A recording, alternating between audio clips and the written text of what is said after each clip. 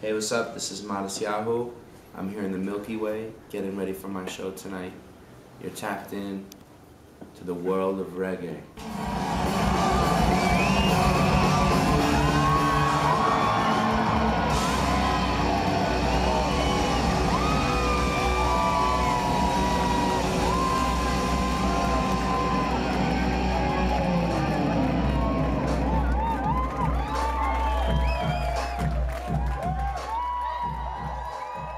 This is Danny from worldofreggae.com, and we're at the Melkweg, and tonight is Matisyahu playing here at the Melkweg, and I found myself with Matisyahu here.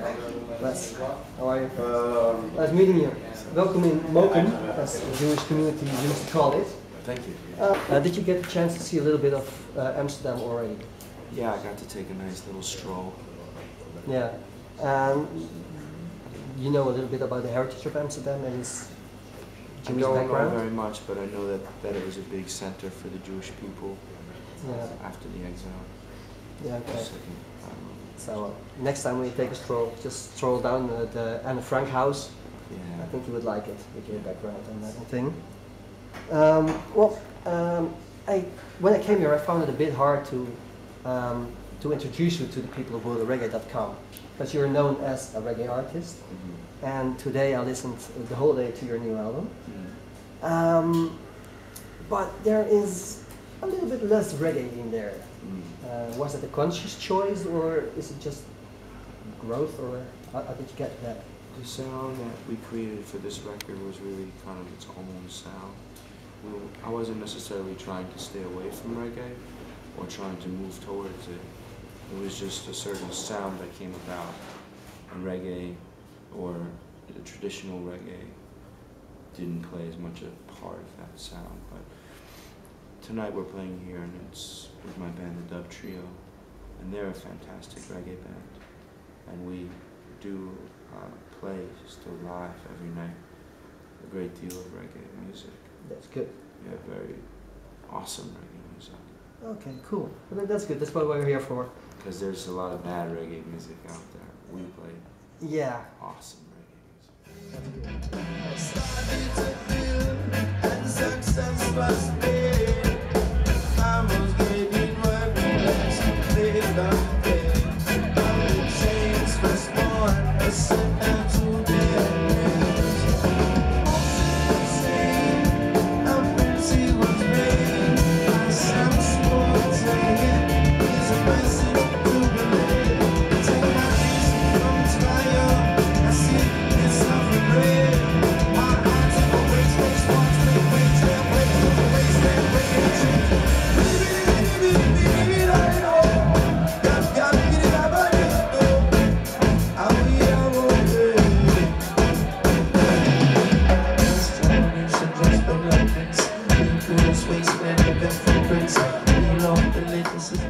The whole reggae thing, how did you get into that? Because I know, and I read about on the internet, that you used to listen to bands like Fish and thing, but also in your whole music there's a lot of beatboxing going on.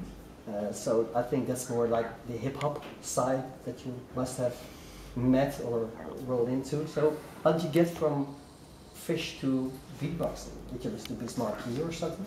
I listened to really the first beatboxer that really impressed me was Kenny Muhammad, and that was at a Common show at a place in New York City called Tramps that closed, but they used to have hip-hop shows, and it was the Roots were the backing band for Common, and Razel did a beatbox with Kenny Muhammad, who I later ended up making music with, and that was, I was like maybe 15.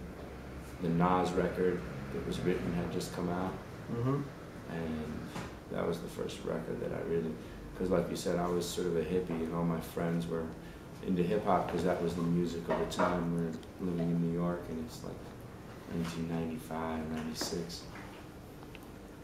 So that Nas record and that show, and seeing the live band do it, and then I realized I had this knack for the beatboxing, and I had always felt kind of stifled because I love music, and I just didn't know how to really create music because I didn't play an instrument. And I knew I had a vocal instrument, but I didn't exactly know how to use it yet.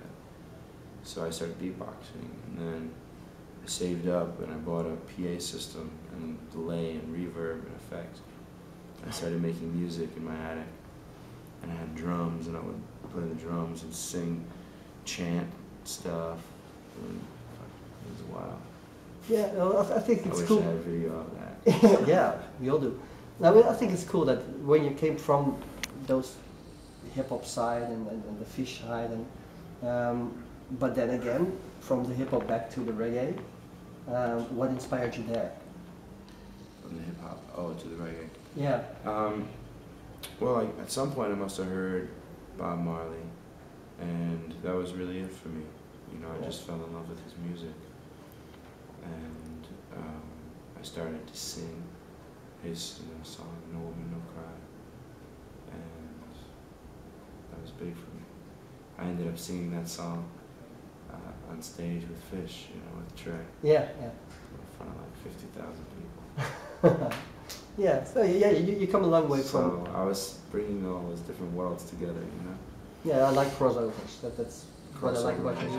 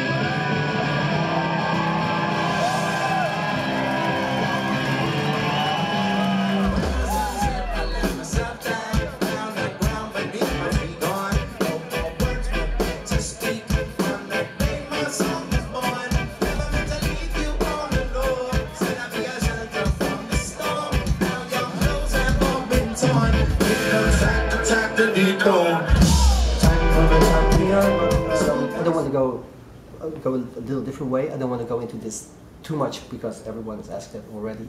Yeah. Your old looks and your new look. Yeah. Does that affect your fans in how they look at you now? Because they knew this Jewish guy on stage, and now there is, of course, still a Jewish guy, but not in a traditional way. I suppose for some fans it does, and for others it doesn't. You know, I would think there are some people that would be just more enraptured in the music, and they forget about the look. Yeah. Maybe initially, but then they're not much time concept. Yeah, but it could be a kind of trademark, you know, that there is this guy with that trademark and he does that music, and people like to put stickers on things. Mm-hmm. So, but it's good. It doesn't affect you too much, because your music is still the same, of course. You've got your new album out, Spark Seeker. It's different than the previous records. We already discussed that a little bit. Yeah. How did you get inspired to make the music that's on it now? I mean, there's a bit of dancehall. Is it that you listen to dancehall more now? I listen to certain things, but I don't listen. It's not like I'm really studying a music or a style or listening to one thing over and over again. I'll hear stuff and I'll be like, oh, that's cool. I'll hear a dancehall track. Maybe I'll listen to it twice, 3 times at most. But I will take from it, but it's hard for me to think back on exactly what was I listening to. a lot of it has to do with just the music that the producer and I are creating together. Yeah, just in the studio vibing and something. Yeah, and the vibe, it's just the right vibe for that. Yeah, yeah. Was it the name of the album, was it inspired of the Spark Seekers tune? Because it's not in the album itself. No, yeah. No, unfortunately though. It just, from the get-go, I just felt like that was the name of this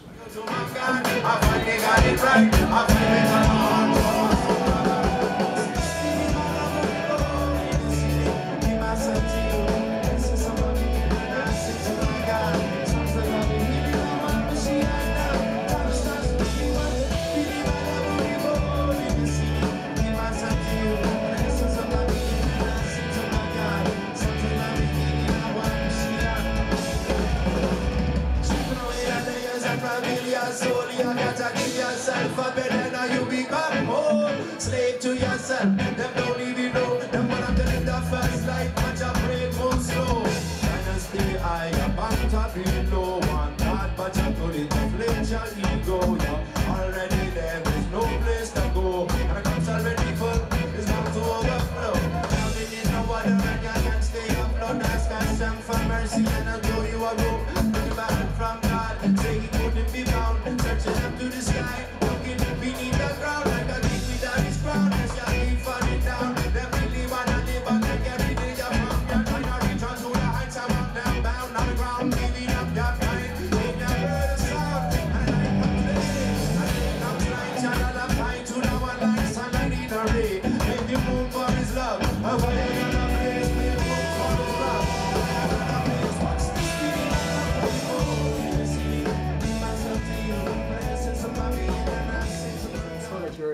Your performances are very lively, very energetic. And I saw a YouTube video today that you were crowd surfing even. What can we expect from you tonight in the Melkweg? We'll have pretty typical Matisyahu concert, but there could be something special, unexpected guests of sorts, or maybe some alien transmissions that might take place. Okay, well, I'm looking forward to it. Me too. One little step aside, which I find remarkable. Well, not remarkable, but you are an actor too. You played in a horror movie, I think. Are there any acting gigs coming up? Can we expect something from you that way? Definitely, there'll be more, but for now, I'm working on more music for the next record, and coming back to Europe, touring again here this summer a little bit.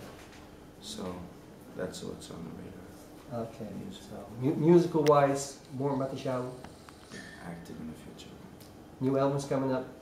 Yep. Spark Seekers and Dub.